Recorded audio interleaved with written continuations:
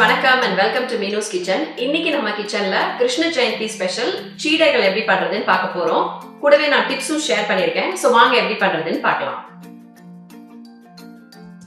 முதல்ல 2 கப் அரிசி மாவை கை பொறுக்கிற சூட்டுக்கு வறுத்துட்டு மாவு சல்லடையில சலிச்சு வச்சுக்கோங்க. 1 கப் உளுந்த செவக்க வறுத்துட்டு மிக்சியில் அரைச்சு மாவு சல்லடையில் சலிச்சு வச்சுக்கோங்க. 2 டேபிள் ஸ்பூன் எள்ளு, 2 டேபிள் ஸ்பூன் தேங்காய், இது ரெண்டையும் லைட்டாக ரோஸ்ட் பண்ணிக்கோங்க.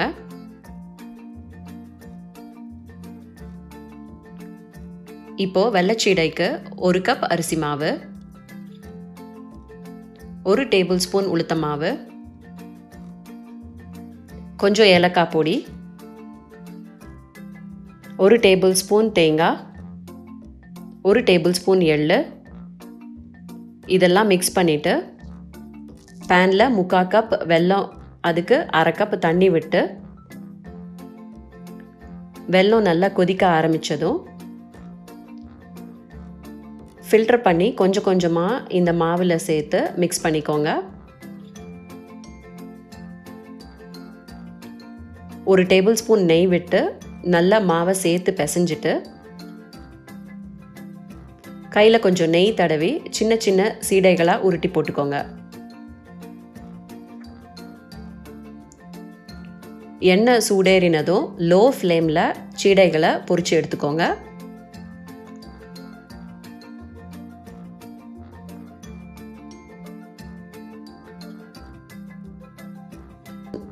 அடுத்ததாக உப்பு சீடைக்கு 1 கப் அரிசி மாவு, 1/2 டேபிள் ஸ்பூன் உளுத்த மாவு,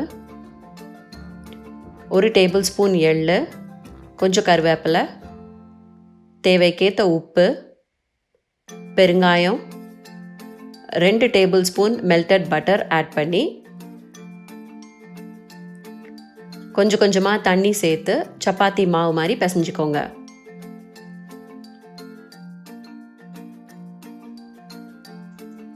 சீடைகளை சின்ன சின்ன உருண்டைகளாக உருட்டிக்கோங்க. ஒரு டூத்பிக்கில் கொஞ்சம் எண்ணெய் தடவி இந்த சீடைகளை போக் பண்ணிக்கோங்க. எண்ணெய் சூடானதும் மீடியம் ஃப்ளேமில் இந்த சீடைகளை கொஞ்சம் கொஞ்சமாக போட்டு பொரிச்சு எடுத்துக்கோங்க.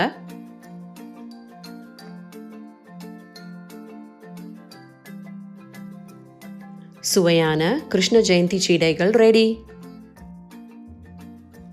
ஸோ இப்போ அந்த டிப்ஸ் என்ன அப்படிங்கிறத பார்த்துடலாம். டிப் நம்பர் 1, நீங்கள் அரிசி மாவை வறுத்துட்டு ஞாபகமாக சலிச்சுக்கோங்க, ஏன்னா வறுத்ததுக்கு அப்புறம் அதில் கட்டிகள் வரும். டிப் நம்பர் 2, நீங்கள் வெள்ளைச்சீடைய சூடு ஆறினதுக்கு அப்புறம் ரோல் பண்ணி போடுங்க. சுட சுட போட்டிங்கன்னா அது பிரிஞ்சிடும். டிப் நம்பர் 3, நீங்கள் வெள்ளைச்சீடையை பொரிக்கும் போது லோ ஃப்ளேமில் பொரிச்சு எடுங்க, அப்போதான் உள்ளெல்லாம் நல்லா வேகும். டிப் நம்பர் 4, நீங்கள் வெள்ளைச்சீடையை போட்டுட்டு உடனே கிளறாதீங்க, அது கொஞ்சம் குக் ஆனதுக்கு அப்புறம் நீங்கள் கிளறி கொடுத்தீங்கன்னா நல்லா வரும். டிப் நம்பர் 5, நீங்க உப்பு சீடைய ரொம்ப சாஃப்டா ரோல் பண்ணிக்கோங்க, அழுத்தி ரோல் பண்ணி போட்டீங்கன்னா சம்டைம்ஸ் அது வெடிச்சிடும். டிப் நம்பர் 6, நீங்க உப்பு சீடைய கொஞ்சம் கொஞ்சமா போட்டு ட்ரை பண்ணுங்க, நல்லா வந்ததுன்னா அதுக்கப்புறம் குவான்டிட்டியை இன்க்ரீஸ் பண்ணிக்கோங்க. ஸோ நீங்களும் இதை ட்ரை பண்ணி பாருங்க, எப்படி வந்ததுன்னு சொல்லுங்க. மறக்காம இந்த வீடியோவை லைக் பண்ணுங்க, ஷேர் பண்ணுங்க, அண்ட் என்னோட சேனலுக்கு சப்ஸ்கிரைப் பண்ணுங்க. நன்றி, வணக்கம்.